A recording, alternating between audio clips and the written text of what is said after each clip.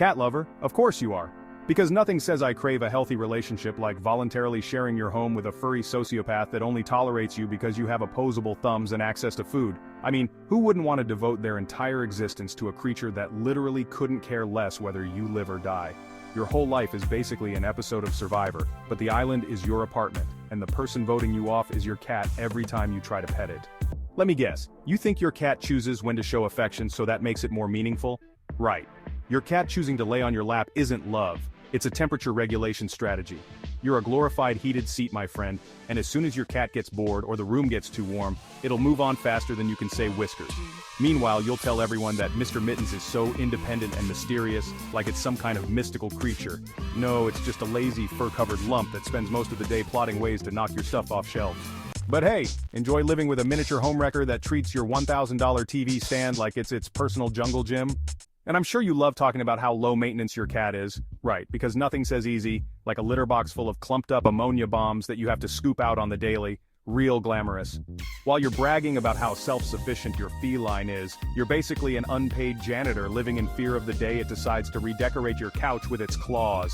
Oh, but wait, you don't mind the furniture destruction, do you? Because that's just their natural behavior. Yeah, sure, justify that shredded couch all you want.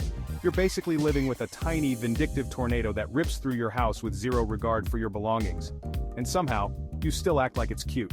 Oh, and how about those late-night freakout sessions? You're just trying to get some sleep, and suddenly your cat is doing parkour off the walls at 3 a.m. like it's training for the feline Olympics.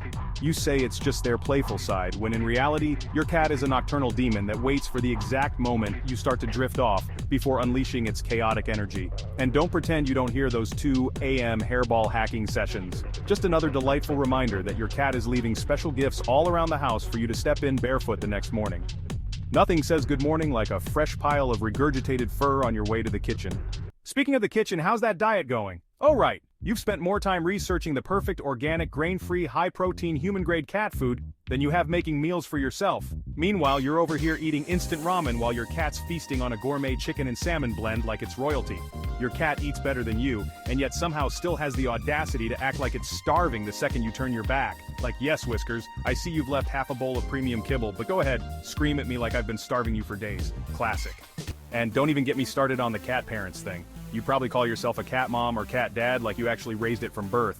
Newsflash, feeding it once a day and cleaning up its litter isn't parenting. In fact, your cat wouldn't hesitate to eat your face if it came down to it. That's the love you're so proud of, conditional and borderline predatory. And let's not forget the whole I rescued my cat narrative. Really? You rescued it? Pretty sure it rescued you, from the burden of ever feeling loved or wanted by a creature with actual emotional capacity. You cat lovers love to talk about how majestic and graceful your cats are too. Meanwhile, they're the most unbothered, indifferent creatures on the planet.